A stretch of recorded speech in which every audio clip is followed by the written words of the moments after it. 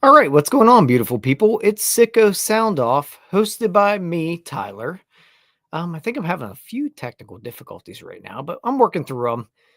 Again, Sicko Soundoff, sponsored by North Shore 9 here. Um, man, it's Valentine's Day. Somehow they left the one single guy to do the entire thing here. So before we get into everything, happy Valentine's Day to all you wedded folks or everyone that has a lady friend to go have fun with, because the rest of the crew does. I don't, but that's okay.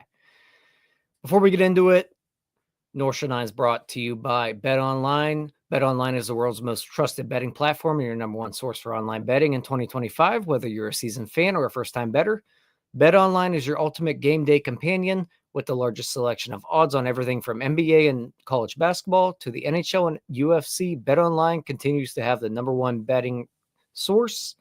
From every three-pointer to hat trick, BetOnline has you covered with odds, stats, and more for every game, every play, and every win. BetOnline, the game starts here. And my God, Bucko Mike here. You got to love them. You got to love them. So again, Sicko Soundoff. All the Sickos are in. Let's talk about this offseason. Hey, before we get into it, spring training time. It's spring training time.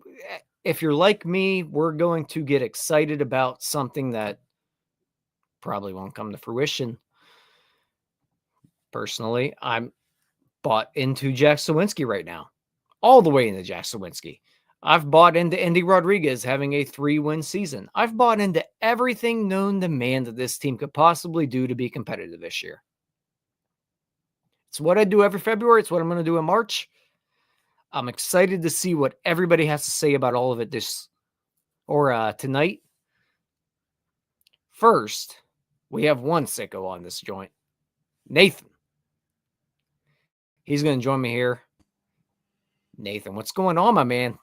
What's going on, Tyler? Nice to meet you. This is my having first a little time bit of talking to you. audio issues here. Let me see what's going on. Can't hear my guy. The old volume's not working. Oh, no. But that's okay. We'll figure it out here.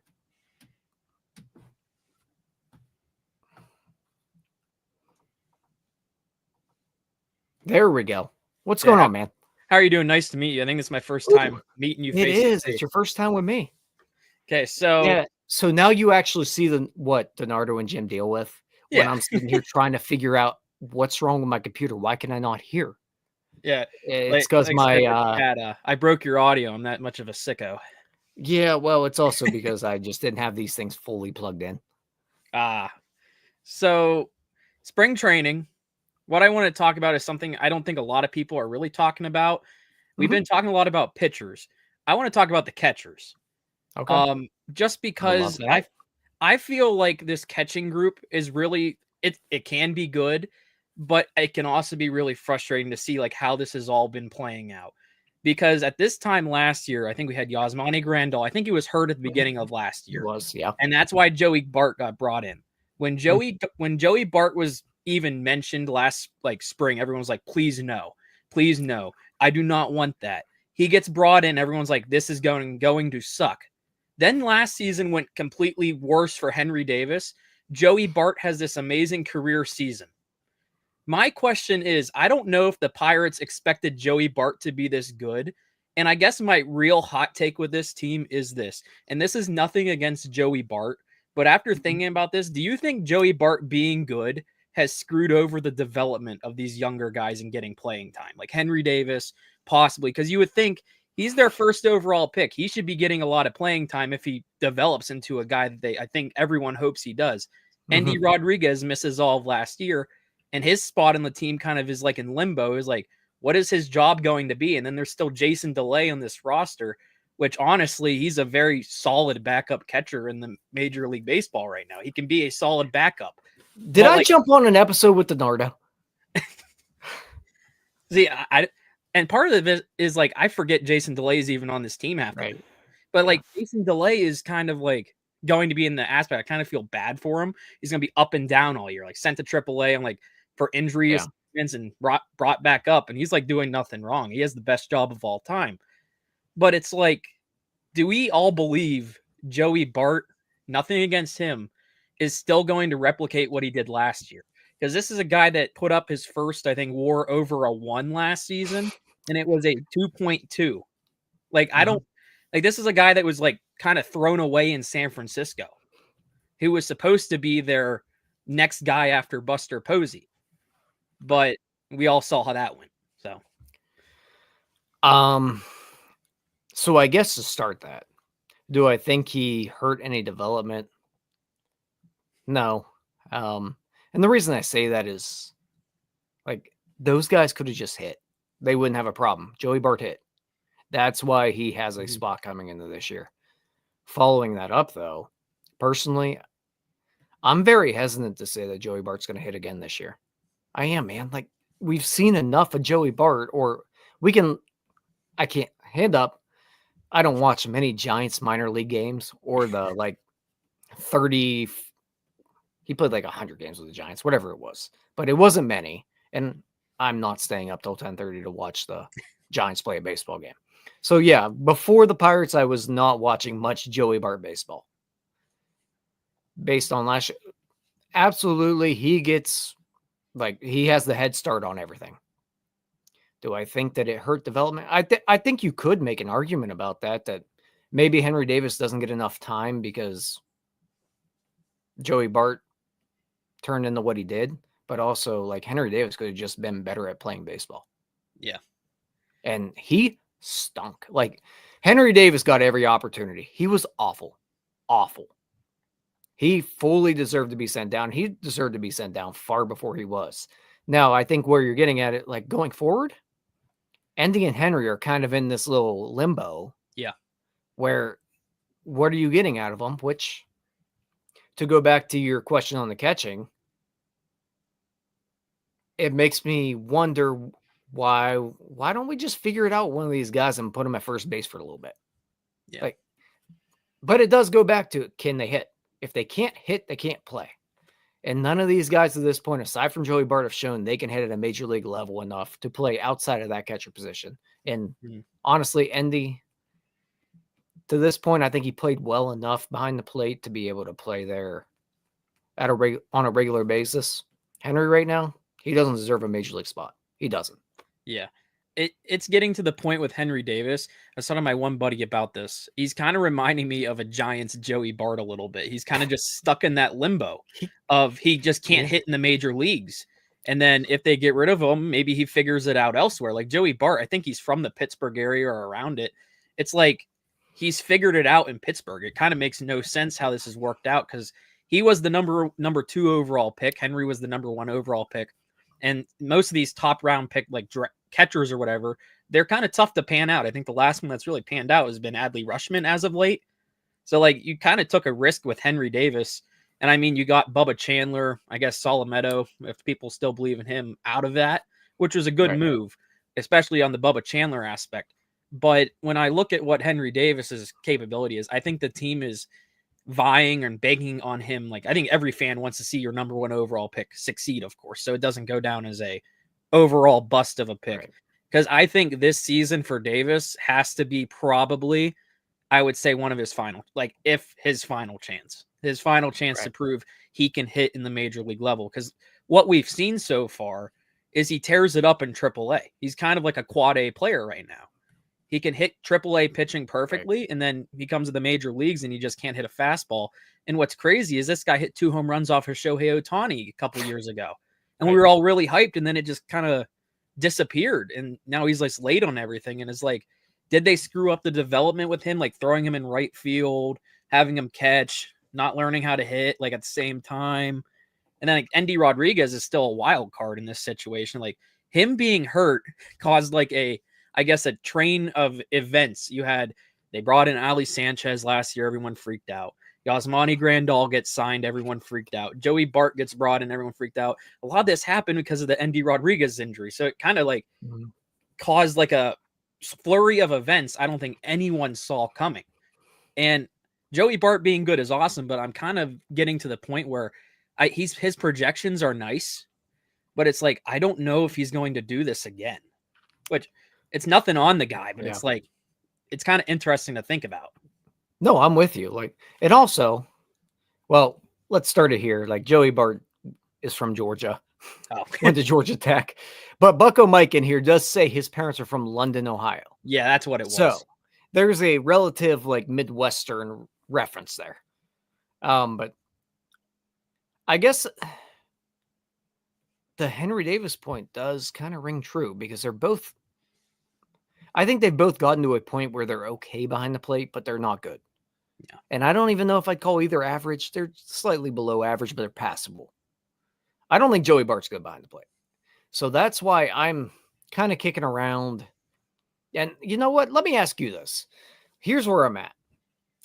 I think I would put Endy Rodriguez behind the plate with Jason DeLay as my backup catcher, and I'm going to put Joey Bart at first base every day for the first month or two of the season while Spencer Horwitz deals with this injury. Mm-hmm. What do you think about that?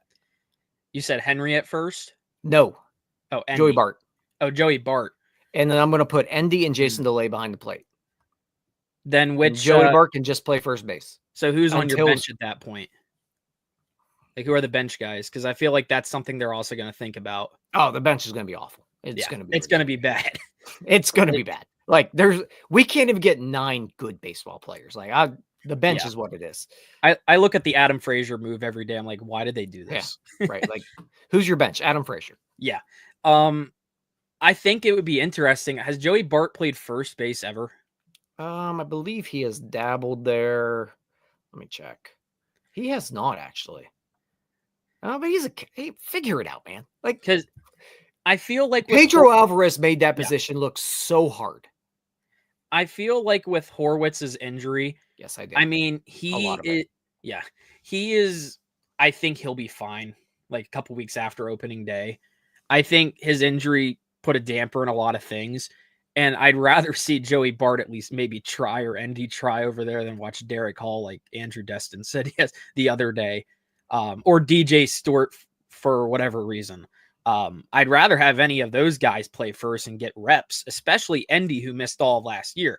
But I'm also wondering with Endy is he going to go to AAA for a little bit? Because did he get any AAA reps last year? Like any rehab? Very few. So that's why I'm kind of wondering. They shut him back down. So I'm kind of wondering is no matter what he does in spring training this year, because I think Endy Rodriguez honestly is the biggest wild card on this roster right now. Like no one knows where he is going to start. Like with Joey Bart, Jason DeLay, and Henry Davis, you can kind of make a prediction. It's like, okay, Joey Bart's going to be your starting catcher. I feel like they're leaning Jason DeLay over Henry Davis as the backup right now, just because they've seen what he can do. Give Henry some more reps in AAA, whatever, see if he can figure it out. With Endy, it's kind of like, what does he have? Like, what is he going to do? Because we missed them all of last year. And I feel like it would take a monster spring training for him to prove it's like, oh, I'm good to go. Because I could easily see the front office saying and the development staff saying, we're going to let you play in Indianapolis for a little bit. Mm-hmm. We're going to make sure you're facing professional level pitchers in AAA at least, or even in spring training alone. Just get you acquainted back on the everyday schedule or whatever. Yeah, and I guess the other thing that does interest me is like with the Horwitz injury, maybe it's not Joey Bart at first base, but there is an option of Endy Rodriguez at first base, save the arm a little bit, let him build back up like that. Yeah. I think is an option as well, but I just love the athleticism behind the plate. I think he can provide a lot more than Joey Bart does. But again, these are all like very early discussions, but I do question on that end. You see the athleticism from Endy Rodriguez. We've seen what Joey Bart can be behind the plate. He's not good. Like he's not great. He's passable. But I wonder how much the pitch calling, the comfortability that comes into just being a catcher and getting through a year with this pitching staff that had a decent year last year. Yeah. How much has that impacted? So maybe an Endy at first base is also an option. Just on paper, I like what I said first.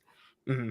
And I think with Joey Bart, especially like just looking at his like reference page right now, like last year, 2.2 WAR, I felt like that came out of nowhere. I don't think anyone, even in baseball, expected that out of Joey Bart. I don't think the Giants expected that out of Joey Bart. The year before that, in 2023, I know he only played 30 games, a negative 0.4 WAR. Yeah. His OPS was 528. With the Pirates last year, it jumped to 799. Like, this is the reverse of what we saw last year with IKF coming to the Pirates. His numbers dipped down from Toronto to the Pirates in that fashion, that extreme of a fashion it felt. So Joey Bart, like I said, he's never been over before the Pirates. Like, the last time he's been that high was 667 OPS in 2021. That was his, I guess, other okay year. His best other year was a 0.8 WAR in 2022. So, like, is that the type of player we're kind of banking on seeing this year? Or is it going to be, hopefully, last year's Joey Bart, where he had, like, the year of his life? And that was only 80 games, by the way. He didn't play a lot. He only played less than half. Yeah. There's a lot of people on this team that, if they had a good year, you're hoping they can repeat it. And if they had a bad year, we're praying that it was just an anomaly. Yeah, of course. It's a tough position right now. Yeah. You gotta love it. It's Bucko baseball. It's back. It is. We're so back, baby. We are so back. All right, Nathan, you have anything else to add here before we move on to our other guests? That I mean, I could go on a tangent really briefly about the Washington Wild things. Let it roll. Let it roll. Come on. The Washington Wild Things Twitter account is just making me like very angry lately. Them tweeting, like, taking jabs at the Pirates. You can't compare Frontier League level interleague, like independent baseball, to Major League Baseball. I get the marketing you are trying to do, but you can't just say, oh, we are your team. This is your team. Like, that's their marketing system they're using. Like, I don't get why they're doing that. I mean, it's like, sure, you think you're Pittsburgh's team, but it's like Major League Baseball is up here. Frontier League Baseball is like in the basement, way down there, like in the corner. But it's like, I don't know. They'll sell out their beer nights or whatever. And then they posted another one. It was like, here's the prices to go to your family of four to take to a game. MLB, NFL, NHL, comparing Pittsburgh prices. It's like $300, $200. It's like $10 to go to a Wild Things game. Well, why? Why is it $10 to go to a Wild Things game? There's not that high of a demand to go to a Wild Things game. So, and no offense to the Wild Things. I've been there for a little bit. You made plenty of offense there in that entire rant. But as someone that has been there for at least a summer, it's like, I don't know why we're talking like this. Frontier League is down here. MLB is way up here. It is, but you know what? We're talking about them on Sicko Soundoff tonight, and there is zero chance we would have talked. There is no chance we would have talked about the Washington Wild Things, who I am with you. I don't care even the slightest bit about that team. Like, you could not pay me to go to a game, but people are talking. I mean, there are people outside of me and you who are dumb enough to go to a game. Like, yeah. And like there are human beings, good Lord, human beings that will go to Washington Wild Things games, and beer night's a great reason to go. I know some super fans. Yeah. When I was there for summer, they had those diehard people do super weird fans. me out. You know what? Those people are way weirder than the ones that just like ones like you and I who would just go for a one-off. Yeah. If you're like a season ticket holder of the Washington Wild Things, you might be a sicko. Yeah, well, again, we're all in the same boat here. But yeah, that's kind of all I have. I could have done that or catchers, and I thought catchers would be more productive. Yeah, but why not both? That is a good point. Great point, Tyler. All right, Nathan, I appreciate it, man. We're going to move on here to our next sicko, and he's like a true sicko. I See you later. appreciate you. Love the jerseys in the background as well. Oh, thanks. We got to get that Reynolds one framed. Like, get that in that frame. Well, what do you think's behind that? Actually, what picture do you think's there before we go? Okay, is it a picture or a jersey? It is a picture of a player I got a long time ago. Okay, a long time ago. Jason Kendall. No. Kevin Young. No. Brian Giles. No. It's Roberto Clemente. It is nothing Pirates related. Oh, then is it sports related? Yes, it's baseball. Baseball related. Oh, it's baseball related. Yes. Okay, like, can you get a team? I mean, I'll give you a quick, like, easy hint. AL West. AL West. Good Lord. Like, It's the most basic player in the MLB, like the star of the league. Is it Barry Bonds? No. AL.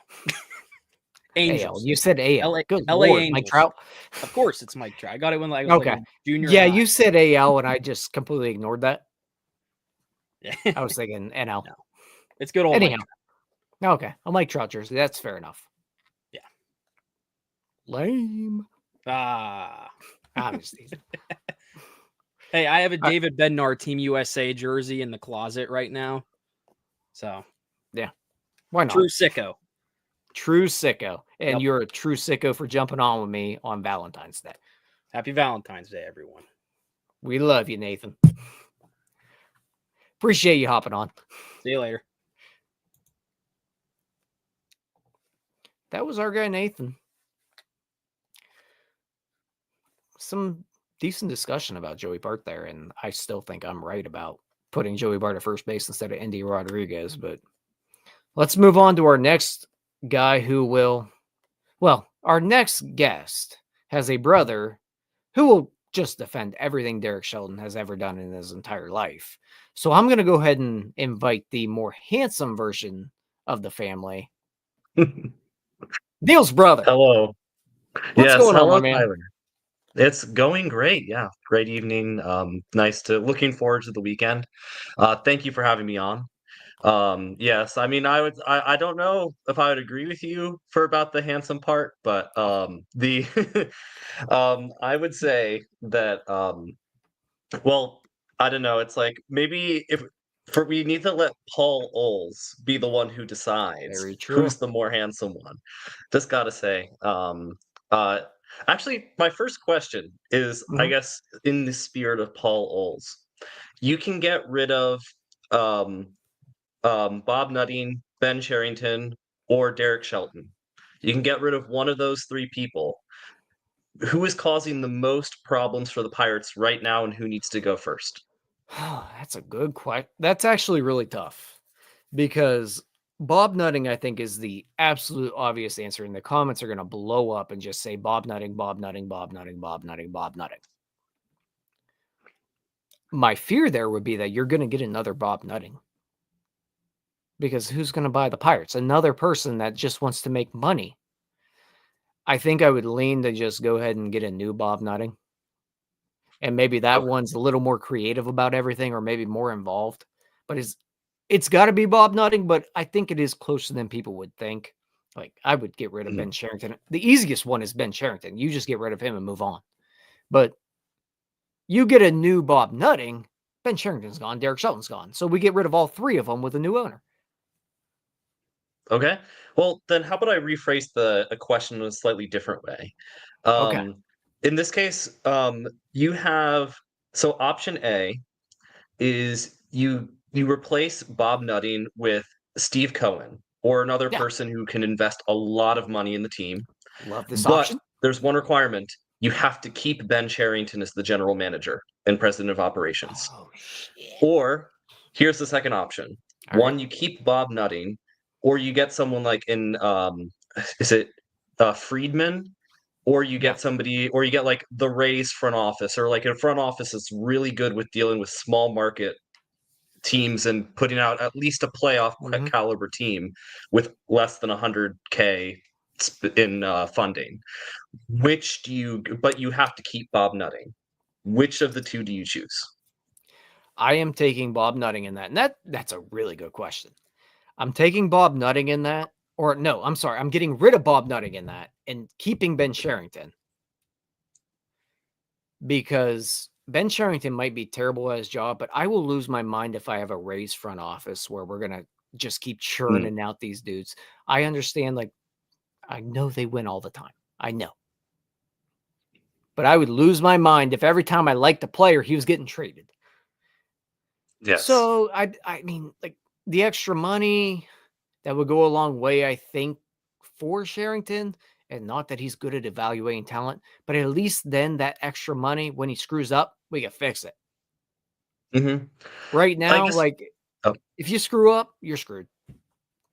Yeah. My one question would be, I mean, maybe I'm in the wrong mindset, but I feel like there have been a lot of teams in the past. Now, I could be wrong, that have had huge payrolls and have been absolutely terrible. Like, I think the Mets were that way for a while. I think that there are other teams, which is, I guess, would be my one concern, is that if I'm dealing with a small market franchise, I think that I would want to have I would take the Rays front office with an 100K payroll, and at least, you know, at least at least the current Rays front office, you're getting into the playoffs at least 3 out of every 5 years. You might not ever win a World Series, but I guess I would say that that would be, for me, that would be preferable. But I can totally understand why you would want the extra money coming in, because you're right that there is so much more room for error there. But I think you'd want a competent front office to go along with it. And, you know, the ideal solution would be that you'd get somebody who'd spend like Steve Cohen, who'd bring in somebody like a Friedman, or who'd bring in somebody else who can act, or who's the Phillies? I don't remember the Phillies guy. Just bring in somebody who can make a difference. So let me ask you, as a Rays fan, which you are, does it drive you crazy the way they continue to win, but they just trade off anybody worth a crap, but they do replace them? But I feel like it would just drive me up a wall. Like every time you just start to like a player, they're gone. Which it's true for most players. There are a handful of players that have stuck around, like Brandon Lau's been on the team since 2017. So we do get some, but it is true that a lot of the big name recognition, like Randy Arozarena, though Randy Arozarena was more a playoff appearance, and he was an above average player, but he was also, if you took a look at his statistics, he was a little bit overhyped, but I loved Randy Arozarena because he was such a great presence on the field. I was really sad to see him go. I think that while it is sad, I do like to see the fact that my team, the front office for the Rays, does care about winning. At least does care about winning, and they're willing to make those sacrifices in order to keep it going. Now, I don't always love the front office, like, especially, I don't know if you follow the stadium saga over the offseason, but our owner was kind of a complete jerk to the entire local government. But that's besides the point. But with players, I'm willing to accept the losses and the tragedies, as long as we're putting out a good product on the field. And for the most part, that's been true. We had a little bit of a rough year last year, and I don't know how we'll do this year.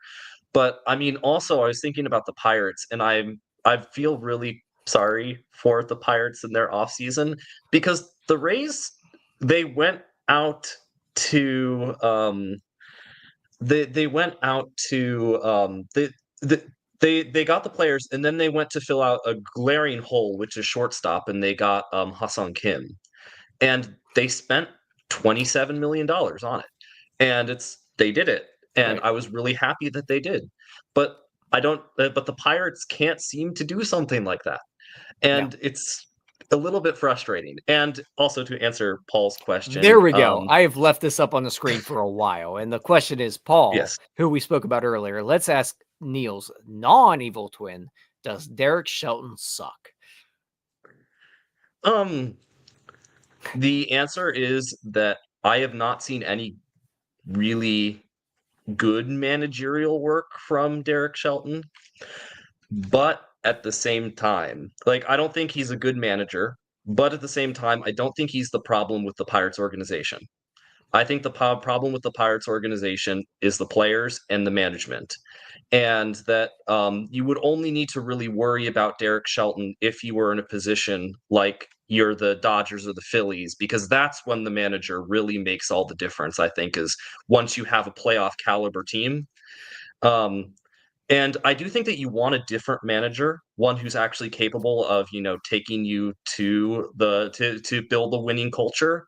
But if you don't have the players, and you don't have the front office to support the players, I don't know how Derek Shelton is the one who you can lay the problems with the Pirates. I don't think you can lay the problem at his feet.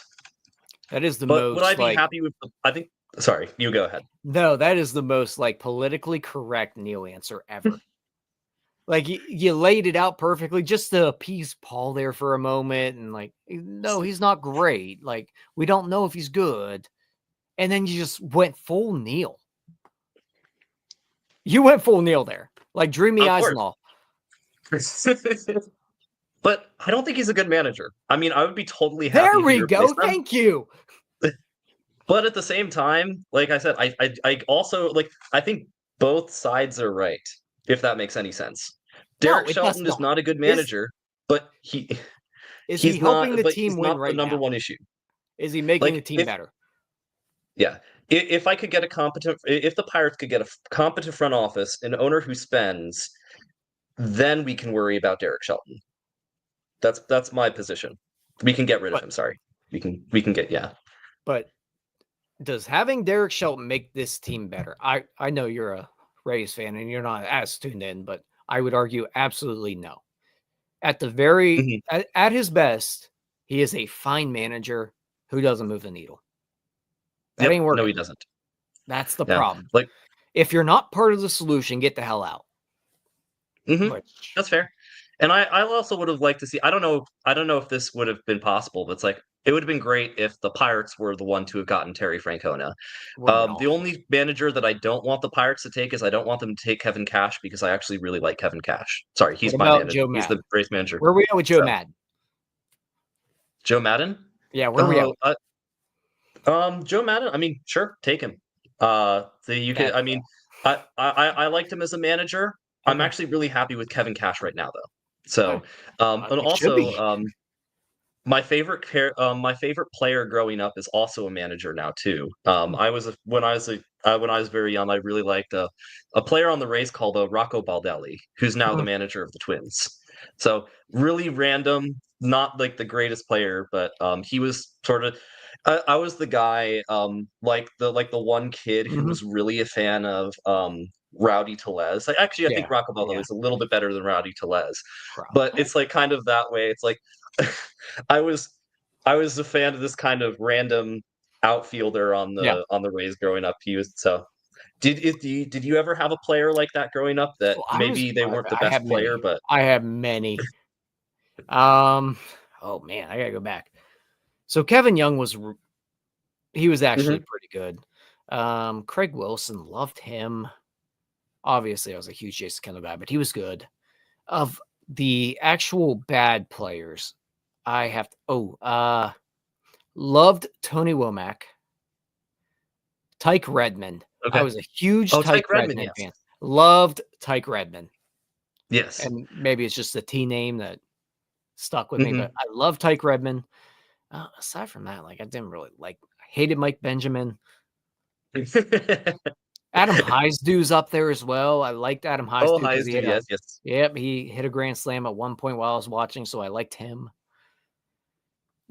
I mean, there's a handful of guys. Jose Castillo, R.I.P.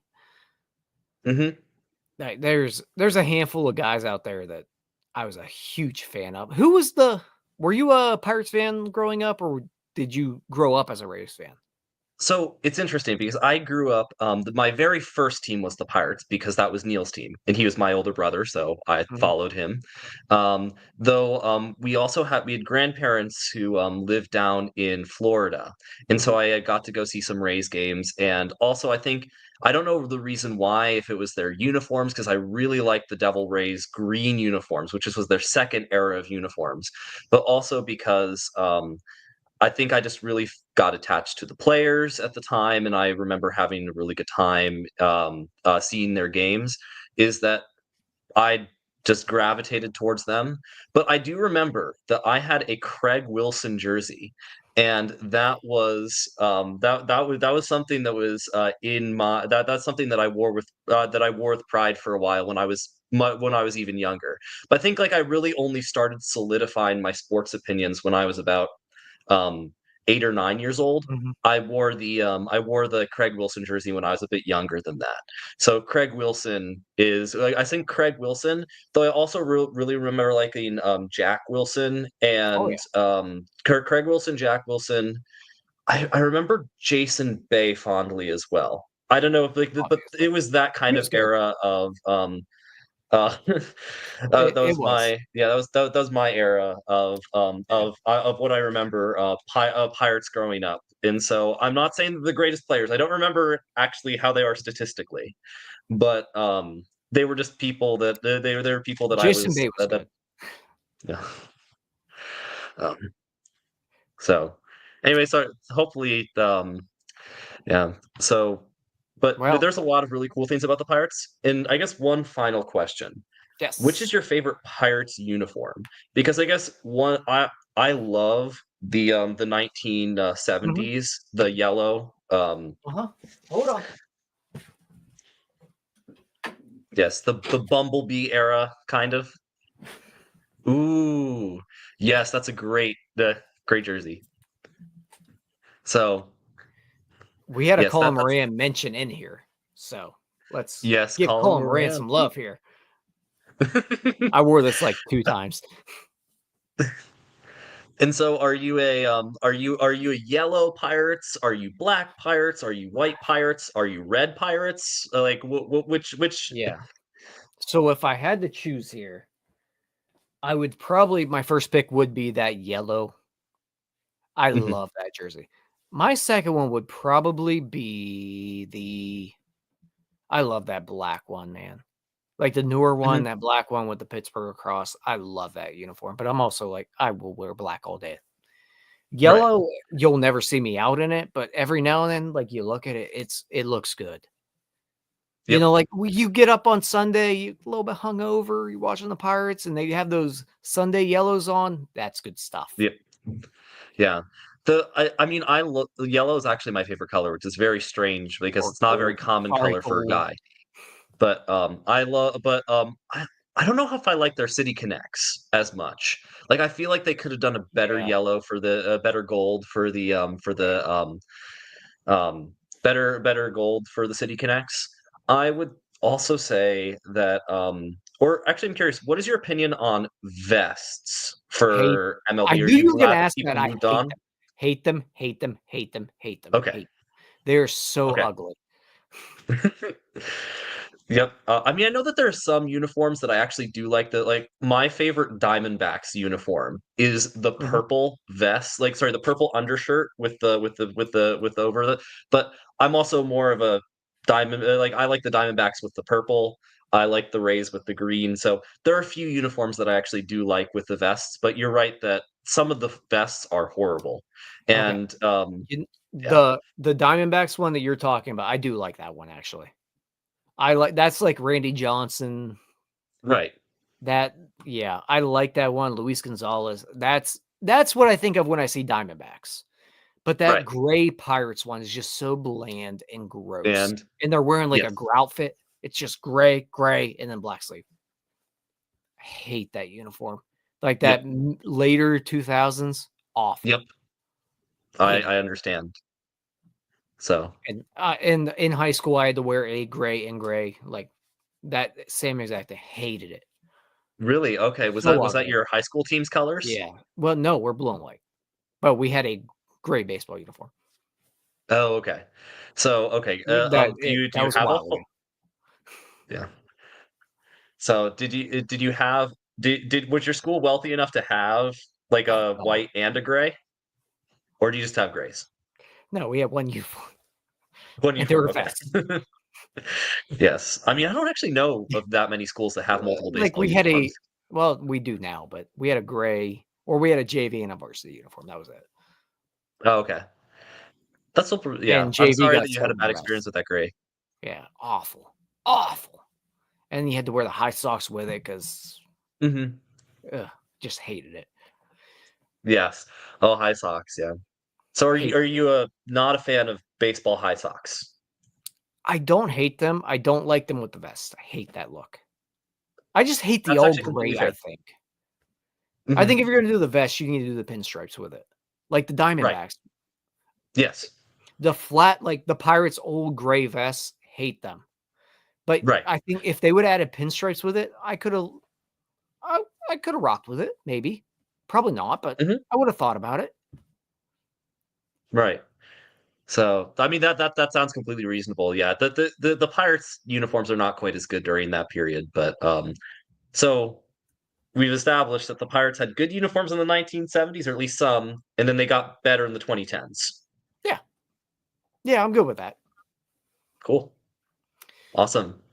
Well, thank All you right, very man. much for having me on. Yeah, I appreciate you hopping on. It was so much nicer than talking to your brother. He's fun to talk to. Yeah, no, he is. And we'll see. I'll be in person with him very soon. Right, that's right. I hope that you all have a lot of fun down in Bradenton. Yeah, it would have been cooler if you were coming because you're the cooler brother, but I guess we got to deal with you. I'll just come up and crash, Hey, that works. just show up Yeah. and say, "Hey guys." Yeah, maybe I'll go, and then I'll just hop on over to Port Charlotte. Go Yeah. watch the Rays. we can make it work. Yeah. All right. Thank you All very right. much. I And I hope appreciate you. have Thanks for hopping on. Yes, and have a happy Valentine's Day. Rest of it. Yeah, you too. So, I'm glad you made your dinner reservation here. yeah. So yes, I did. Thank you. All right, man. I appreciate you. All right. And that was Neil's brother. There's one more in here. And this thing's going to go off the rails, man.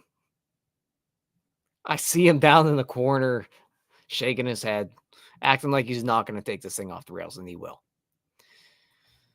Krabby, what's up, man? Hi, how are you? Just go. Have fun. First of all, red is loser energy. I don't care who grew up when.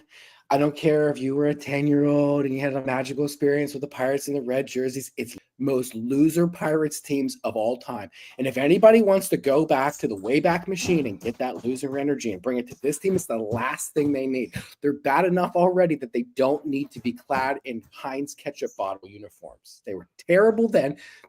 Red ruined Zach Duke. Red ruined LaRoche. Red ruined lots of those dudes. They were terrible. I'm going to refrain from swearing tonight. There we go. Possible. Look at us. This guy, John. This is my John. Get out of here, John. Ban John. I want him out of here. Don't come on my time and tell me red was nice. Back to this. I didn't hate the red, man. I did not hate the red. They're losers. They were losers with red. They were losers. Absolutely. Put red on them. Great. You do you, Tyler. You're going to just make them worse. Put red on them. No, I like the new blacks. I like the whites. Like, I like the uniforms the way they are right now. I hate. Where are you at with the vests, man? You tell me. Where are we at with the vests? I hate them. Again, so the 60s Pirates, I get. So in the 2000s, like 2001, 2, there was like this whole trend through Major League Baseball where they all went to these 60s retro. Remember that? Yeah. And so the 60s Pirates had some, they had the 60 World Series and there were some decent teams there. So I understand the connect that they want to like kind of go to the well. I'm not a fan of the vests per se. I don't like them. What I will say about this is the one thing Pittsburgh does well as a sports town, and the one thing we're known for, and I don't understand why Yinzer would want to take this away from us because we have so little. We have so little between these three teams and our assorted college teams is we do black and gold well. It's what we're known for worldwide. They put fucking terrible towels on the Eiffel Tower. And you want to take that away. You want to infringe on it with red? Give me a break. Oh, I just don't get it. We had to sue the Bruins in the 60s to get the rights for the Penguins to have black and gold in their jerseys. Fun fact. And you want to just put red on the Pirates? I don't get it. I just don't. We have so little to root for. Give me the black and gold. That's all I ask for. I don't want more than that. Yeah, I'll take a winner here and there. Yeah, black and gold. They could wear, dude. They could wear purple if they won. Like that part's irrelevant, but I mean, I'm a Panther fan, and that's the height of futility. And we had to fight to get our colors back for 25 years. Fight to get those colors back, and it was a painful battle. Went up the hill. We were like Sisyphus pushing the boulder up the hill to come back down. We got a block pit one time. We didn't even get script pit. We got block pit in the wrong colors, and we were supposed to say thank you for that. Oh, please from bestowed up on high. Thank you so much. Those so don't old- take the. Man, those Navy ones are ugly. I mean, just don't take the. What Pittsburgh's known for is black and gold. Just don't take it away from me. That's all I ask for. I'm looking back, like Clemente in the vest. That's a classic. It's Yeah, classic. I mean, that the works. problem is sure. And if we had decent Pirates teams through the vest years, then I would say, yeah, let's do vest because that was like a good memory. But the memories from vests are bad. They are Dave Littlefield bad. They're Cam Bonifay bad. They are Daniel Moskis bad. Do people have such revisionist history here? They don't even Yeah, I know, but like if I just take a quick glance at the red vests and tells you Jim Tracy really made Jack Duke into a Cy Young winner. Speaking of, you know what? Neil's brother asked me, and I don't know why I can't remember Neil's brother's name. I just call him Neil's brother forever. But anywho, sorry, Neil's brother. He's still down here, but regardless, dude, I just hate. I hate these vests. What was I getting at? Were you gonna ask me about who I would? Yes, I was going to ask you because you were asking me about, or you mentioned Jim Tracy there, and to get back to guys that I thought would be good that weren't, or guys that I bought into. Chris Duffy was absolutely ruined by Jim Tracy. Chris Duffy's career was derailed by the Pirates, and I will die with that. So this is a conversation I had with people on the Discord yesterday, where I just go to like a random team and pick a guy out with like 4 WAR. And you'll find that through baseball, there's many, many players who just have random like good seasons. One good season, maybe 2, 3, right? 4. Okay, 4. Whoa, now we're getting kind of good. 5. Whoa. But like a lot of guys turn into studs or have decent like half stretches of a season. Do I think Jim Tracy ruined Chris Duffy's career? Yes. In 2025, in my mid-40s, understanding things? Tyler, with all due respect, I do not. Well, I realized those players were dog shit. They were dog shit players. You cannot make dog shit players bad because they're bad by definition.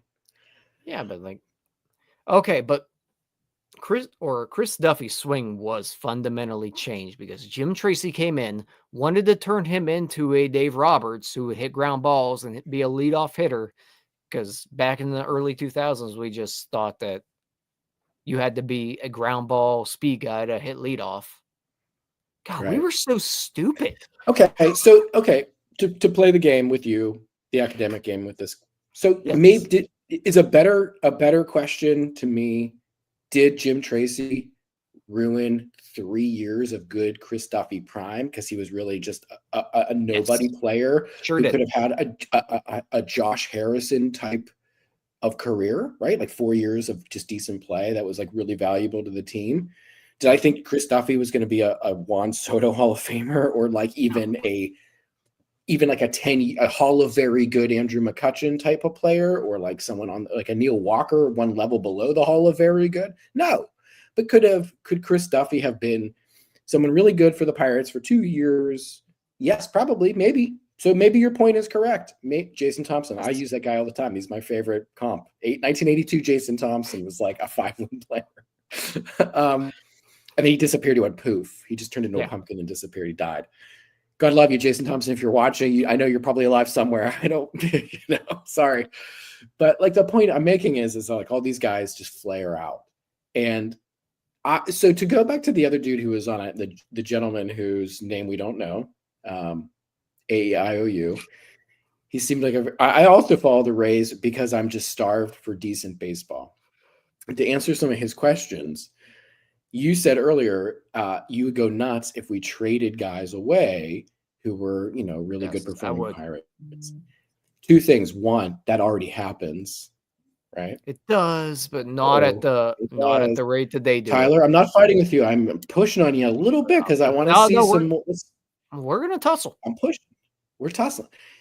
So my question to you is, why not just embrace the small market mentality and just lead into this? In the 1970s, the Pirates teams, the one thing they were good at doing was bringing up waves of players. They had waves of guys. They had a couple stand-throughs, like Stargell,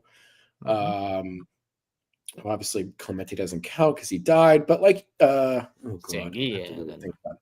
So yeah, I mean, Dave Parker was They around re- for a while, and Dave Parker, and then he left. But like some guys, you know, they brought in like different waves of players, and they kind of built around the guys that they had. And I would say, you know, the Rays do that really well. The Guardians do that really well. The Brewers do that really well. I do not care whose name is on the back of the jersey, and I don't care what they get paid.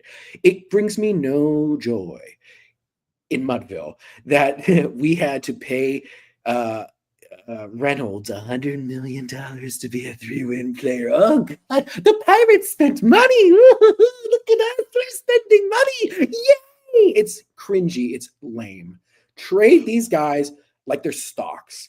Get hardcore and just juice them and get rid of them. And Tyler, Just if you have to juice get rid of your Colin, get rid of them. Who cares? I don't care.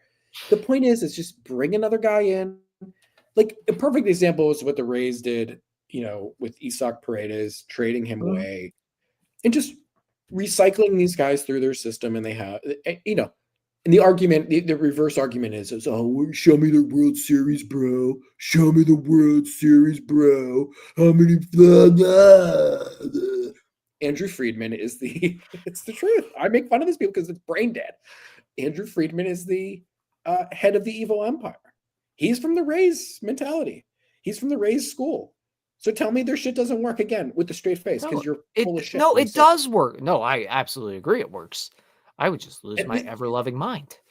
And Tyler, because I don't want to trade the guys I like, man. Okay, that's fine. I mean, I like these players I like. So in all reality, though, here's the problem.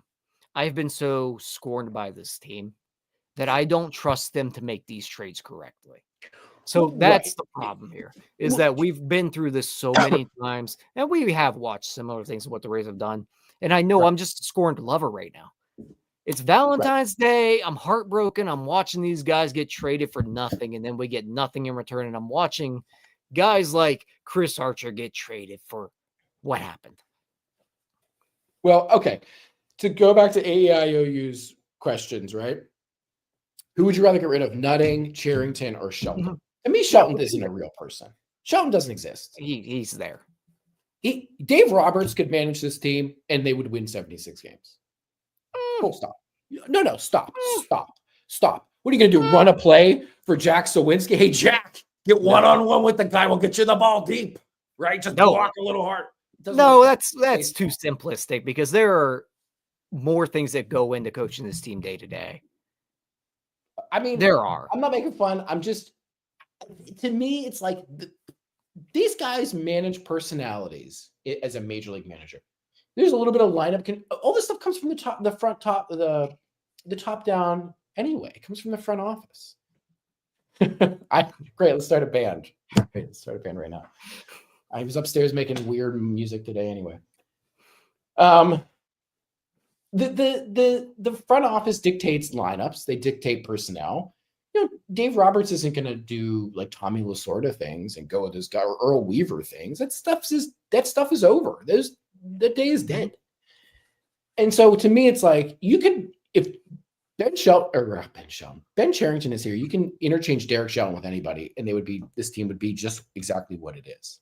What are you going to tell? I don't agree with that, man. I don't. Okay, well, give me an example. Show me some tangible example of when a manager came to a dog shit team and suddenly turned them into winners, right? Joe Madden went to the Cubs. Baseball. Go ahead. Joe Madden went to the Cubs, and they were sped up incredibly. They were. Tell me the players on the Cubs. Where are they now? Most of them are. Did they win a World Series? They won a World Series, but who were the players? That's what matters. Who were the players on the Cubs? Was it Jack Sawinski or Schwarber? Was it Chris Bryant or Hayes? Well, the year they won the World Series, Schwarber Henry was Davis. All right, well, pick a guy. They had good players. The point is they sucked. Addison Russell couldn't hit. Addison Russell could hit, except he hit the wrong people. Addison Russell did not hit well. I mean, but we're pulling up Addison. I don't want to do Addison Russell stats, but okay. No, he was not a league average hitter. It's find out. All right, go keep Fact talking. check me. We're gonna pull some airtime. But in all Content creator. reality, though, they had guys that came in and they got better, man. Like Zobrist obviously was a good baseball player. And like I don't understand this thought process where like the Cubs had 10 elite players. In Who are 2016, the I 10 know WAR, elite players? okay, Who? I know WAR is a bad stat. Someone will yell at Just me about WAR. read it to me. 2016, Addison Russell had a 3.7 WAR according to Okay, Baseball Reference. well, That's what good. did he hit? What did he hit though? 3.7 WAR. What That's did he good. hit? I'm You talking. want I'm that. just. That's a good I player. know. I'm just talking about hitting though. Like he couldn't hit a lick. Like a 90. His WRC+. OPS plus was 94. So his hitting Yeah, was below average. He was defensive. yeah. Okay, so your point stands. But the point is the players are good. They are good players. I did not think they were. They weren't good players though. So okay, great. Let's get Joe Madden. Let's hire Joe. I want Joe Madden. Give me Joe Madden. Let's be a 79 win team. We can have Mohawks with Joe Madden. We can do all that. We're crazy shit just taking this thing down a rabbit hole. But my original point was that I do think that a manager can speed up a rebuild. And it maybe it's not like the day-to-day things like you're saying where like you could just throw someone out there during a game and do whatever. But I do think the CEO aspect and the keeping the clubhouse together for 162 games, that does matter. Okay. That's two different buckets though. It is. People managing bucket, like the managing people bucket, like the Tyler, how are you feeling today, buddy? Are you good? How's your mom? You know, what do you need from like, what can we do for you? Bucket. That's a bucket. That is certainly part of managing. And you're not wrong. And I agree with some of that stuff. But do you think Selton is bad at that? I think he's actually probably pretty good at that. I don't think he's good at it. How do you know? I think he's because they lose every year. And because they continue to go on skids like they do. They're a 70-16 win team with Tommy Pham. They're bad. The problem should be agreeing with me. Crap. Here's the problem is that we're arguing over an entire bad organization and trying to place blame when the entire organization is bad. Okay. So let's take, all right. I want to be on the record. I am one of those guys in the bucket of the managers mean a little bit less. You know, minus 10%, you're plus 10%. We're not going to bat. I mean, I'm not going to fight you over that because that's not where we really disagree. Okay. Now let's talk about Cherington and nutting because that's sexy. Right. That drives ratings, buddy. You want to get the YouTube, the algorithms going with the nutting talk. We're talking Bob Nutting here today on 109.5 The Crab with Tyler. Because it's the crab show now. It's the crab show now. Go ahead. I know you hate nutting, as everybody does. I mean, like he's a human that owns a business, and he should sell it. He should sell it. I agree with that. He should sell it. My biggest thing with Yinzerdom and Pittsburgh Piratedom and Bob Nutting is so easy to pick on that it's intellectually lazy. Number one. Number two, to your point earlier. Ben, it's time to go to bed. Oh, that's the alert for my kid. I have a Google alert set for my kid to tell him to go to bed. He listens to the computer way more than he listens to me. Thankfully, they're upstairs. With Bob Nutting, first of all, I'm going to be very clear. I'm not defending Bob Nutting. He's galactically bad. He's an ass licker. He licks taint. He sucks. Whatever you want to say about him, the worst. He's cheap. Blah, blah, blah, blah, blah. Like all of those critiques are correct. And he's bad. And I'm not defending him. The only thing I can possibly kind of scrounge up is that the Pirates almost moved several times. And I think Bob Nutting thinks that he's the guy to save the Pirates from themselves because they're never going to do what they did under the McClatchy years, which was a mini Peter Seidler to sign Pat Mears of all people, to run up a debt, to sign Pat Mears and Jason Kendall and all these guys, and then have to trade Ramos Ramirez because they couldn't meet payroll because they had a bank who wanted money, right? This is true. This is a true thing. So I think Bob thinks incorrectly that he is the guy to somehow manage the Pirates and keep them lean and mean like he does with his newspapers. He keeps them in business, he thinks. Keeps them in business. Now, as a Pirates fan, This is the hard truth to all Yinzers out there, of which I am one. My parents came from the Mon Valley. I was spawned in the Allegheny River, and I'm going to be thrown in the Monongahela when I die. I never leave the county if I can avoid it. So I'm one of you, but I'm telling you the truth. The truth is this. We are a minor league city at this point in 2025. We are losing people and industry still. We would never get a major league team. If Bob can keep this team in this town, I will accept that because I do love baseball, because I don't want to watch for the fucking wild things, in other words, okay? So my best argument to be made about this dude who sell to Steve Cohen. Mhm. Absolutely. I'd take a Steve Cohen in a heartbeat. Yeah, spend money on Lindor and a bunch of other guys. Run up a Please waste your money. Like, yeah, totally. lose money. I don't care. Like, make me happy. Yeah. No. If they did that tomorrow, I'd be like, holy shit, it's happening. This is amazing. We would have like a moment. We'd be like hugging. Yeah, It'd be but awesome. I get your point. Like, they're here, and they might not be if Bob Nutting doesn't step in. To be honest, from they might not. 1985 on. I mean, Go in ahead. all reality, if Bob Nutting doesn't step in, this team might not be here. Like, McClatchy was running this thing pretty thin. He was doing a mini Peter Seidler, in which he was YOLOing his way because they wanted to spend money, because they said they had a 5-year rebuild plan and this was their big plan. And they ran up a debt and it fucked them. And they got screwed as a result. And it was terrible. And Bob was like, I'm not doing that. I'm never doing that. Yeah. And this Padres thing that we get, be the Padres. Hey, we're going to be the Padres. Yeah. Oh, Bogarts. Give me some Bogarts, man. I'm getting high on Bogarts. Do you really want to sign Bogarts? Do you think that's the answer? Yes, Do you think I will that's take whatever. I don't care anymore, man. I need better baseball players. Oh, I have a Bible in here. Do we need to say a prayer? Because I feel like we need an exorcist. They're not better baseball players because this is a dark. So this gets me to my first. This is the real crux of the argument. Bob Nutting sets a payroll and he hires the wrong people. That's his biggest problem.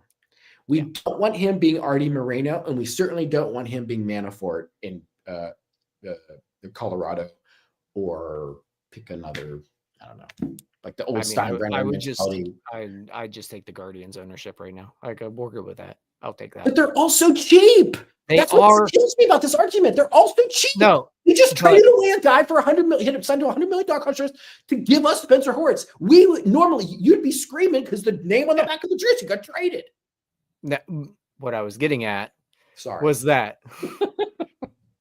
your point of hiring good people, they have done that there.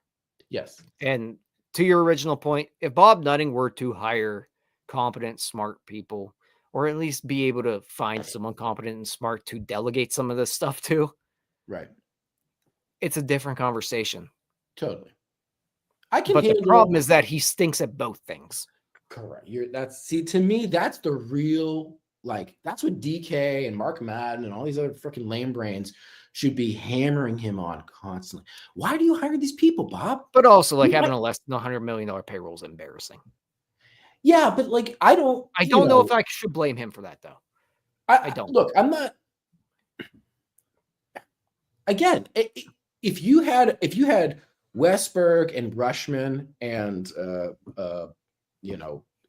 Jackson Holiday and all those other studs, and you had a real core, and I'm not saying Skeens isn't a core, but you have Skeens, and then some stuff. Skeens and some stuff. Let's just be really real here. This Reynolds is a thing, and Cruz can do a thing. He's the guy. He's gonna be a 7-win player. Look at me. I'm a robot 7-win player. It's not happening. He would have done it by now. People who are good at baseball are good at baseball. If not, they are just 2-year flame out losers who are Jason Thompsons of the world. Am I wrong? Tell me, push back on me if you think I'm wrong. No, there's not much high-end talent here. There isn't. So this idea that, we have Skeens, who's legitimately the real deal. We have Jones, who's a really good pitcher. Maybe Chandler, we don't know what we have in Chandler. We're going to see this year. Chandler, maybe he's the deal, maybe not. Maybe he's nothing.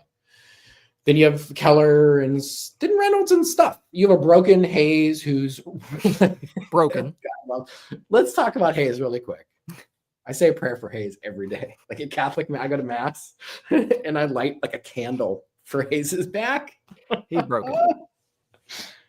This thing. Go ahead.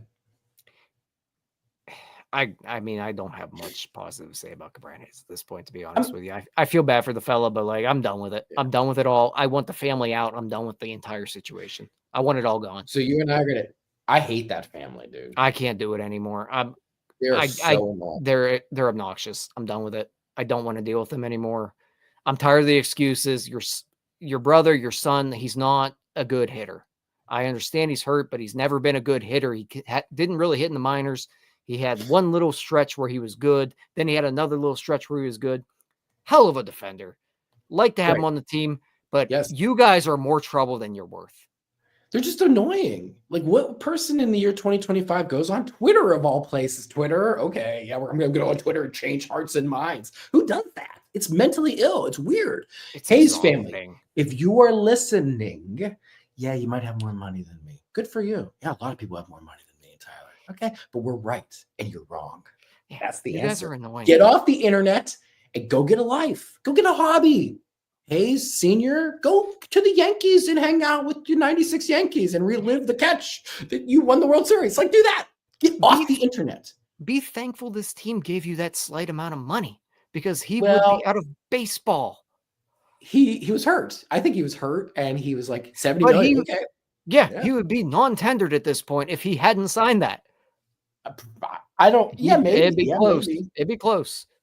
Yeah, maybe. That's really crazy to think about, honestly.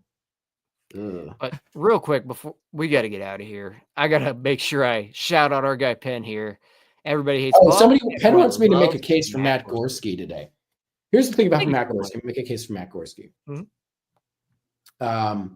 He's a person who plays baseball. He is not. Let me ask you a question, Tyler. Who or what is a Derek Hall? What is it? I learned he existed. Is it a person? I learned he existed yesterday. Great. What is that thing? Is it real?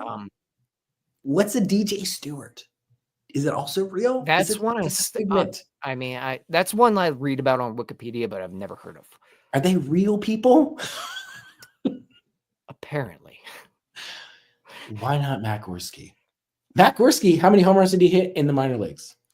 27, 28, 29, 30, 31. We're just counting up to 100. He could have hit 100. Our guy Penn's coming through tonight. It's the crab difference.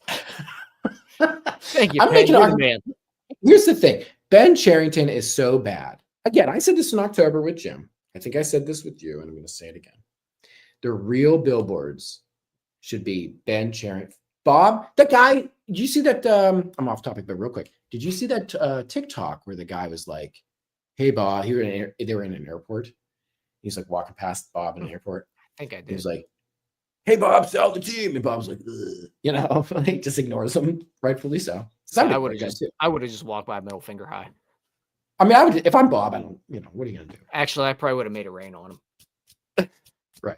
I don't think Bob has any money in his wallet. No, he's cheap. I mean, he's that cheap. Yeah. But make it snow. Pennies. Right. But so the real question, the real thing that we should be saying to Bob is, Bob, fire Ben Cherington. Bob, abandon ship. Fire Ben Cherington. Ben Cherington, if you're watching, you are a loser. You were a stone cold loser in Boston, with the exception of 1 year. And Ruben Amaro won a World Series, and he's not a Hall of Famer general manager. That's a name I haven't heard in 1,000 years. Correct. I could probably go on Wikipedia and pick another general manager who's just a freaking loser.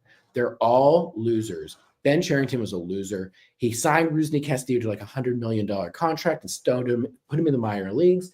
He signed Fat Panda to a very fat contract, and he was a fat baseball player who sucked. He was terrible. Ben Cherington came here and kept Joe Delicari in his job for an extra 4 years. This was a dude who was a loser with Neil Huntington, who got Neil Huntington fired because he couldn't find a first-round draft pick if one bit him in the ass. And yet Ben was like, Tyler, I'm Ben Cherington. I'm calling you Tyler. I'm from Boston. I'm a really important person. What do we think? Should we give Joe 4 more years? I think we should give Joe 4 more years. It's just not enough time to figure out. He's been here for 10. Maybe 4 more as a number. Maybe he can give us 4 more Will Craigs, right? Yeah, we should really give him more time. And while we're at it, let's give him a promotion. Because that's the guy who drafted Will Craig. We should give that guy a promotion. So that's the dude who's still in the organization. And our general manager thought it was a good idea to keep him here. Yeah. I don't know what to say about that. The guy sucks. I'm still on the I hate Ben. Oh, you're in the know. You're like a media guy. I don't know you, anything. Jim. Well, you hang out with Jim, right? Jim knows something. Denardo might know something, right? They hear things. Yeah, they might. I don't, but they might. Somebody told me that Ben Cherington got an extension last year. Is this true? Can you confirm? I can neither confirm nor deny because I have no idea. So do you think it's like, okay, now being I don't think it's the craziest thing I've ever heard. And I think we all heard the rumor that he did, but so I don't know think he's been extended. I think I think that this offseason looked like a GM who had been extended. Oh my God. We're never going to get out of this. We're marching to 20 years of loserdom, guys. This is a 76-win team with Tommy Pham. Tommy. Yeah. All right, Crab. We got to get out of here. I'm just saying, man. I'm telling you, it's the truth. This is a loser team. You know what we're going to do? We're rolling the spring training next week. Now we all got hope. Next, as soon as the first, now to be very fair, and this is the final thing I'll say. The first Pirates game happens, and I'm looking at the standings like an idiot, going, "We're only 5 games out." And that's what we're going to do. We can make this thing work. We could. So, all right, I appreciate you, though. We got to hop off this bad boy. Okay, it was nice to talk to you. Oh, yeah, and we might talk here in a few minutes, but let me wrap this bad boy up, and we appreciate you hopping on. And happy Valentine's Day to you. Yeah, happy Valentine's Day to you as well. Thank you. All right, that was our guy, Crab. We're going to go ahead and get out of here. You know me, I take this thing way longer than I need to, but that's what I do. We're going to go ahead and get out of here. We will be back with you, well, if something happens this weekend. If not, Starbucks on Monday, NS9 live on Wednesday, and then we'll be down in Bradenton. Appreciate you guys, all you guys hopping on. We're out of here. Peace out, Girl Scouts. All right, that wraps up this episode of North Shore 9. Thanks so much for tuning in. Whether you're listening on the podcast or catching us on YouTube, if you enjoyed the show, please give this video a thumbs up and don't forget to hit that subscribe button if you haven't already. It really helps us grow. And if you're listening on the podcast, a quick review goes a long way in helping others find the show. Plus, be sure to tell a friend about us. There's always room for more here in the NS9 community.